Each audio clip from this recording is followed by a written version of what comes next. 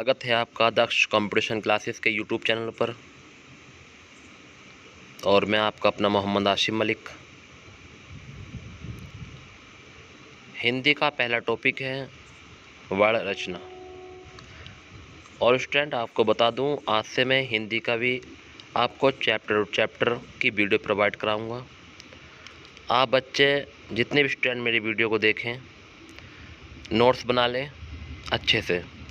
आपको मैं अपनी हैंड राइटिंग के नोट्स आपको प्रोवाइड कराऊंगा। जो मैंने लिखे हैं, मैंने पढ़े हैं, वो आपको दूंगा। आप सभी स्टूडेंट सही से नोट्स बनाएं और उत्तर प्रदेश पुलिस की तैयारी अच्छे से करें। जब तक आपका उत्तर प्रदेश पुलिस का पेपर आएगा, एक बार पढ़ा भी दूंगा आपको, फिर रिवीजन भी करा दूंगा शॉर्टकट में। ठीक है स्टूडेंट, मगर पहले मटेरियल होना चाहिए आपके पास पढ़ने के लिए। तो इसीलिए मैं आपको ये वीडियो प्रोवाइड करा रहा हूँ। ऑल स्टूडेंट आप बने रहें मेरे साथ। क्या आपने अभी भी मेरे चैनल को सब्सक्राइब नहीं किया तो प्लीज़ आप चैनल को सब्सक्राइब कर लें और वीडियो को लाइक कर दें। और स्टूडेंट कोई भी बच्चा ऐसा ना हो जो हमारी वीडियो को देख रहा हो और उसने वीडियो को लाइक ना किया हो, तो मैं आपसे सभी से कहना चाहता हूं कि एक बार वीडियो को ज़रूर लाइक कर दिया करें और कमेंट करके बताया करें कि हमारा कंटेंट आपको कैसा लगा। शुरू करते हैं। आज पहला टॉपिक है वर्णमाला और उसका पहला हेडिंग है वर्ण रचना।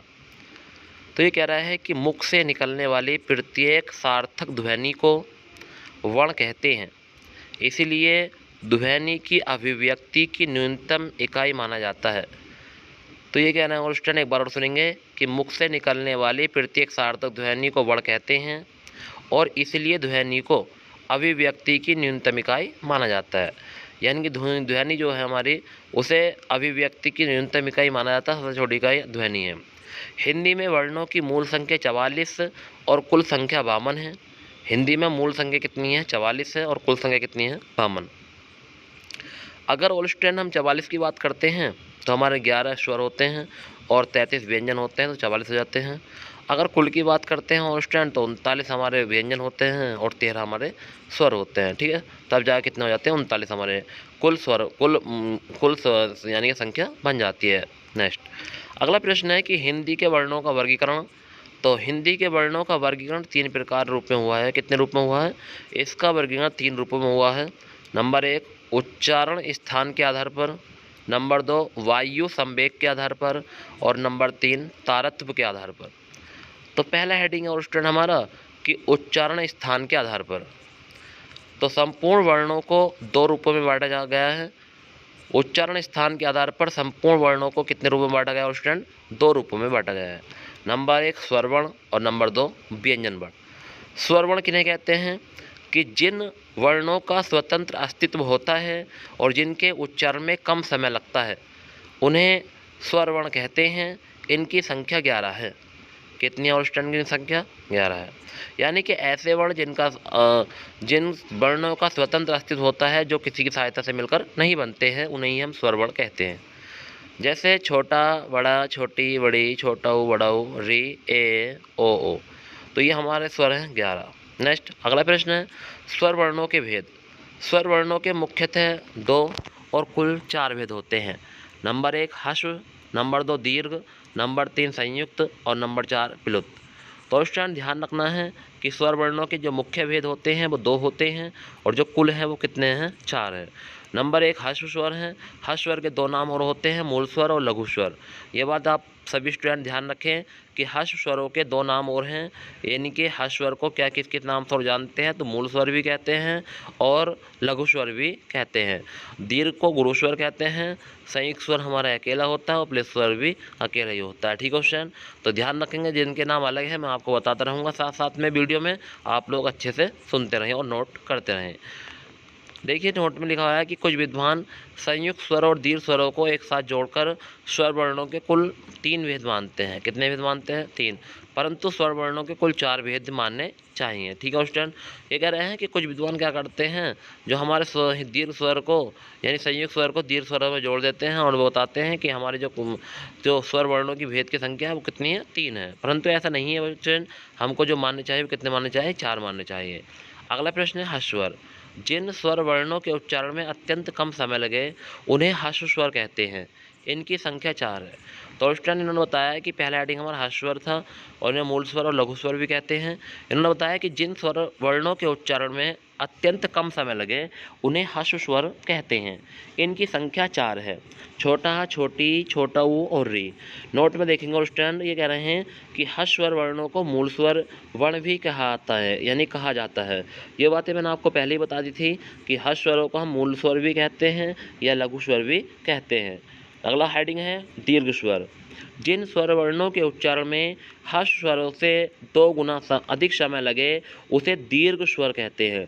तो दीर्घ स्वर किन्हें कहते हैं कि जिन स्वर वर्णों के उच्चारण में ह्रस्व स्वरों से 2 गुना अधिक समय लगे उन्हें दीर्घ स्वर वर्ण कहते हैं। इनकी मूल संख्या 3 है और कुल संख्या कितनी है? 7 है। तो स्टूडेंट आपको ध्यान रखना है, अगर आपसे मूल संख्या पूछता है तो आपको 3 बतानी है और कुल संख्या पूछता है तो आपको 7 बतानी है। बड़ा, बड़ी और बड़ाऊ यह हमारी जो है मूल संख्या है 3। और अगर इसमें इन्हें बताया है कि संयुक्त स्वर, अगर हम इसमें संयुक्त स्वरों को जोड़ देते हैं संख्या कितनी हो जाती है? 7 हो जाती है। तो ध्यान रखेंगे संयुक्त स्वर भी दीर्घ स्वर के अंतर्गत आते हैं, बट इतना अंतर है क्योंकि ये अलग अलग स्वरों से मिलकर बने हैं तो इसलिए इन्हें संयुक्त स्वर कहा गया है। और जो मूल स्वर हैं वो अपनी ही जाति के स्वरों से मिलकर बने हैं। अगर बड़ा की बात करते हैं तो छोटा और बड़ा मिला देंगे तो बड़ा बनेगा, बट ऐसे ए नहीं बनेगा। ठीक है स्टूडेंट, देखेंगे संयुक्त स्वर। जो दो स्वर वर्णों के मिलकर बनते हैं उन्हें संयुक्त स्वर वर्ण कहते हैं।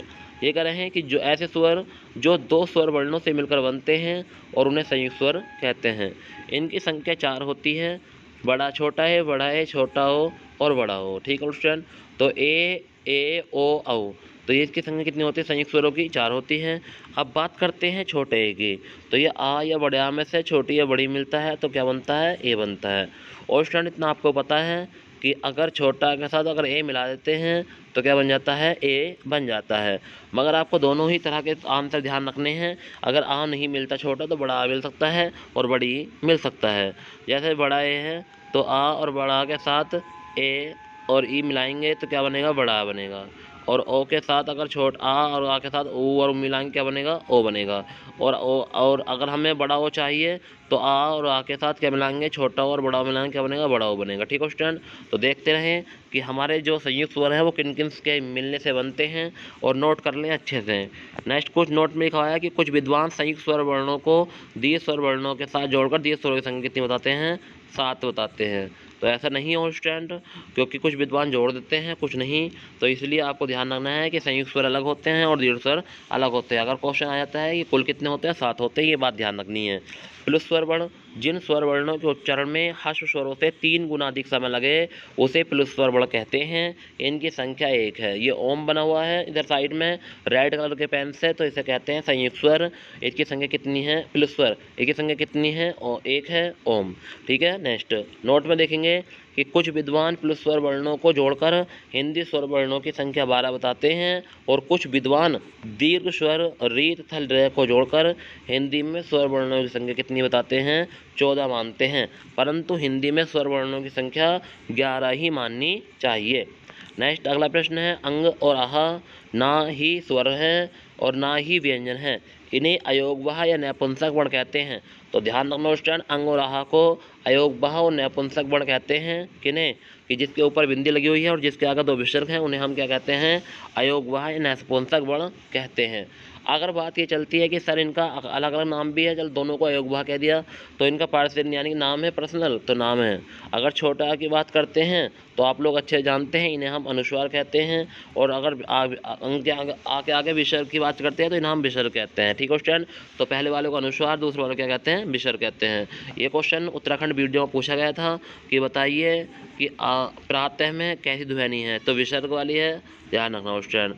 हिंदी में मूल स्वरों की संख्या 4 है, छोटा, छोटी, छोटा और री, ध्यान रखना। और आ जो है वो शहीद वर्ण कहलाता है। कैसा कहलाता? शहीद वर्ण कहलाता है, छोटा। नेक्स्ट हिंदी व्यंजन यानी व्यंजन वर्ण, तो जिन वर्णों का स्वतंत्र अस्तित्व नहीं होता है, जो हमेशा स्वरों की सहायता से ही बोले जाते हैं, उन्हें व्यंजन वर्ण कहा जाता है। हिंदी में व्यंजनों की कुल संख्या 33 और यानी कि मूल संख्या 33 और कुल संख्या 39 है। व्यंजन वर्ण के भेद, व्यंजन वर्ण के मुख्यतः 6 भेद होते हैं।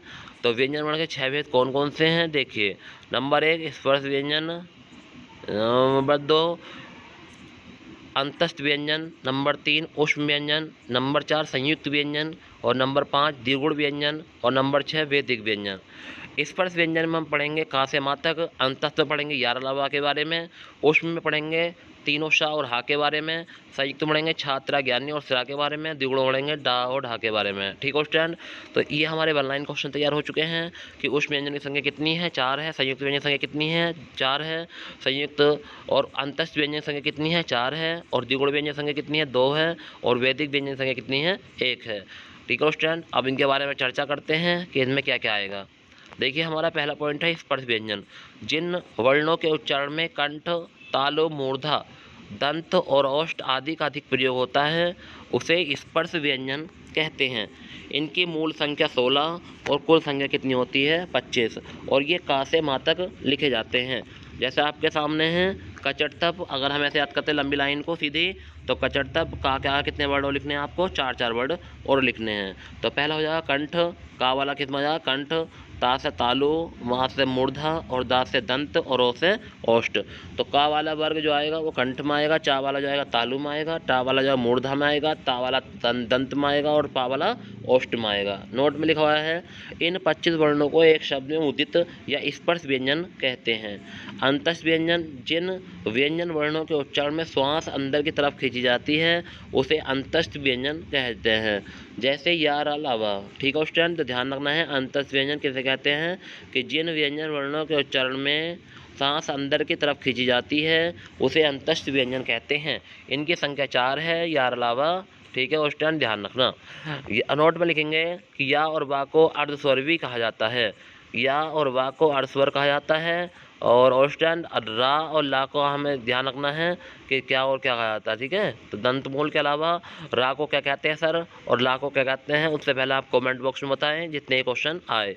देखिए ऊष्म व्यंजन, जिन व्यंजन वर्णों के उच्चारण में शरीर में गर्मी पैदा हो उसे ऊष्म व्यंजन वर्ण कहते हैं। इनकी संख्या 4 है, शाशा, त्रा और हा। ठीक है उस टाइम, तो ध्यान रखना तीनों शाह और हा।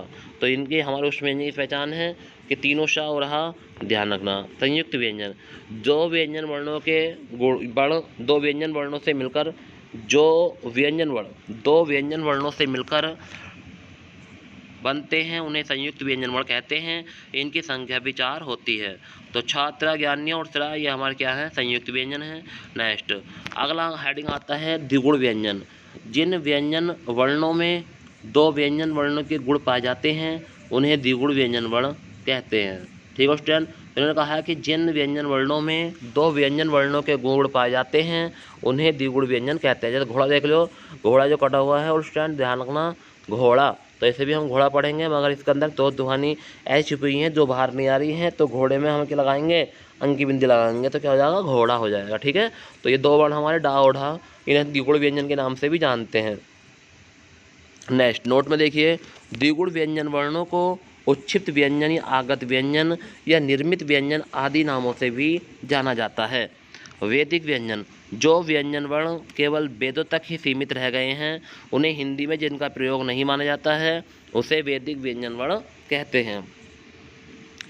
वेदों तक ही सीमित रह गए हैं उन्हें हिंदी में जिनका प्रयोग नहीं माना जाता है उसे वैदिक व्यंजन वर्ण कहते हैं। नोट में देखेंगे इसे लुंठित डा या लुंठित रा कहते हैं। मराठी भाषा का आज भी इसका उपयोग हो रहा है।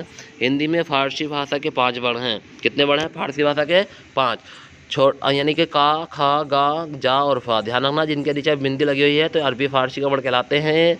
ये हमारे कितने हैं, 5 है।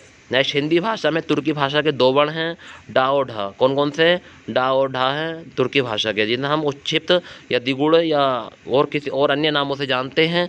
तो यही हमारे डा और ढा तुर्की भाषा के ही वर्ण कहलाते हैं। हिंदी भाषा में अंग्रेजी भाषा का 1 वर्ण है और ओ, ये हमारा बना हुआ ओ इस तरह से आ के ऊपर चंदबिंदी तो ओ कहलाएगा। वायु संवेग के आधार पर 2 प्रकार के व्यंजन माने जाते हैं, अल्पप्राण और महाप्राण। ठीक है, अल्पप्राण में क्या होता है, अल्पप्राण उन्हें कहते हैं जिन्हें थोड़ी हवा या इस प्रकार अल्पप्राण वायु का अर्थ होता है थोड़ी हवा, अर्थात जिन वर्णों के उच्चारण में हवा बहुत ही थोड़ी अथवा छोड़ी जाए उसे अल्पप्राण वर्ण कहते हैं। अल्पप्राण ध्वनियाँ निम्नलिखित हैं, प्रत्येक वर्ण का पहला, तीसरा और पांचवा वर्ण अल्पविराम कहलाता है। और स्टूडेंट ध्यान रखना कि प्रत्येक वर्ण का पहला, तीसरा और पांचवा जब आप लोग क्लास में पढ़ेंगे तो मैं आपको अच्छे तौर से समझाऊंगा। यहाँ से आप अपने नोट्स तैयार कर लें, क्योंकि मुझे समझाने में टाइम नहीं लगेगा। आप अपने नोट्स को बना कर रखें बढ़िया तरीके से, क्योंकि आपको एक नई अच्छी अपॉर्चुनिटी के साथ, अच्छे पॉइंट के साथ पढ़ता रहा हूँ, तो ध्यान रखें। ये कह रहा है कि प्रत्येक वर्ण पहला और तीसरा और पांचवा होता है, तो ध्यान रखना कि पहला और तीसरा यानी कि 135 अल्पविराम कोड होता है, तो महाविराम कोड क्या हो जाएगा 24। नोट में देखेंगे प्रत्येक अंतस्थ व्यंजन अल्पविराम नहीं है, अर्थात इसे ही मूल्य नहीं देते हैं। तो ये बात बता दी है कि प्रत्येक जो हमारे पास ये है अंतस्थ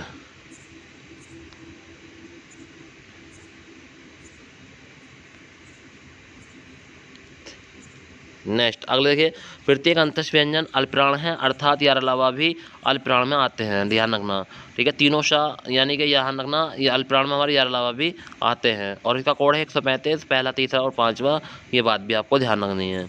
नेक्स्ट जिन महाविराम का हेडिंग है महाविराम, जिन वर्णों के उच्चारण में वायु तेजी से ली जाए या जो छोड़ी जाए उसे महाविराम कहते हैं। महाविराम ध्वनि निम्नलिखित है, प्रत्येक वर्ण का दूसरा और चौथा वर्ण, दूसरा और चौथा ध्यान रखें। उस टाइम दूसरा चौथा कौन कौन से होते हैं, तो ये आपको, क्योंकि आपको मैंने आपको इस पर व्यंजन की सारणी पीछे दिखाई है, तो ध्यान रखेंगे कि पहला और दूसरा वर्ण कौन सा था। तो महाविराम में हमारे पहला दूसरा आता है, उसके अलावा तीनों शाह और हावी आते हैं महाविराम के अंतर्गत। ये बात आपने ध्यान रखनी है। नेक्स्ट आगे देखेंगे, प्रत्येक ऊष्म व्यंजन महाविराम है, अर्थात तीनों शाह भी महाविराम के अंतर्गत आते हैं। प्रत्येक स्वरवर्ण प्लस ना तो अल्पविराम है और ना ही महाविराम है। ध्यान रखना उस टाइम प्रत्येक स्वरवर्ण ना तो अल्पविराम है और ना ही महाविराम है। तो उस टाइम ध्यान रखना, तो इन्होंने मना कर दी है कि जो प्रत्येक स्वरवर्ण है वो हमारा ना ही तो अल्पविराम होगा और ना ही क्या होगा महाविराम होगा। ठीक है उस टाइम। नेक्स्ट आगे देखेंगे, तारतम्य के आधार पर वर्ण दो प्रकार के होते हैं, सघोष या घोष वर्ण और अघोष वर्ण। ठीक है। नेक्स्ट था घोष या सघोष किसे कहते हैं, जिन वर्णों के उच्चारण में तारतम्य या कंपन पैदा होता है उसे घोष वर्ण कहते हैं। उन्हें कैसे वर्ण कहते हैं, घोष वर्ण। प्रत्येक वर्ग का तीसरा और चौथा और पांचवा वर्ण क्या कहलाते हैं, आपके घोष वर्ण कहलाते हैं। और ये हमारा नोट्स पक्का तैयार हो जाएगा कौन से एग्जाम के लिए, उत्तर प्रदेश पुलिस के लिए। ठीक है। नेक्स्ट आगे देखेंगे, प्रत्येक वर्ग का तीसरा, चौथा और पांचवा वर्ण घोष वर्ण है, तो ये बात आपको ध्यान रखनी है। नेक्स्ट देखिए, का ख का घा अड़ा, जा झाड़ा, ढा ढाड़ा, दा धाना और बा भामा। ठीक है स्टूडेंट। तो ये हमारे कितने हो गए, 15 होगा समथिंग। कितना होगा, 15। तो ये 15 हमें याद रखने हैं कि ये किस में आते हैं, कौन सी उसमें एक्सरसाइज में मिलेंगे। तो ये बातें आपको सबको ध्यान रखनी है। नीचे देखेंगे पॉइंट, प्रत्येक अंतस्थ व्यंजन घोष वर्ण है। कैसा वर्ण है, घोष वर्ण है। और प्रत्येक स्वर वर्ण भी घोष वर्ण होता है। कैसा वर्ण होता है, घोष वर्ण। अगले देखेंगे अघोष वर्ण, जिन वर्णों के उच्चारण में तारतम्य या कंपन अधिक होता है उसे अघोष वर्ण कहते हैं। ये प्रत्येक वर्ण के 264 ध्यान रखना है। ठीक है। अघोष वर्ण का हम देखेंगे कि इसका कोड जो है हमारा क्या हो जाएगा, पहला और दूसरा 12 हो जाएगा, का खा चा छा टा ठा ता था और पाफा। उसके अलावा जो होते हैं उस टाइम ध्यान रखना है, तीनों शाह होते हैं। प्रत्येक ऊष्म यानी कि ऊष्म व्यंजन हा को छोड़कर था तीनों शाह अघोष वर्ण होते हैं। कैसे वर्ण होते हैं, अघोष वर्ण कहलाते हैं। नेक्स्ट आगे देखेंगे, वर्ण और उनके उच्चारण स्थान ध्यान रखना। तो ये उच्चारण स्थान ये वर्ण आ गए, कंठ का खा गा घा ड़ा। ठीक है, ये ध्यान रखना। और स्टैंड एक एक नंबर की चीज़ होती है जो आप छोड़ देते हो। तालु एक बार रिवीजन कर लेंगे, तालु में क्या आता है, चा छा जा जा।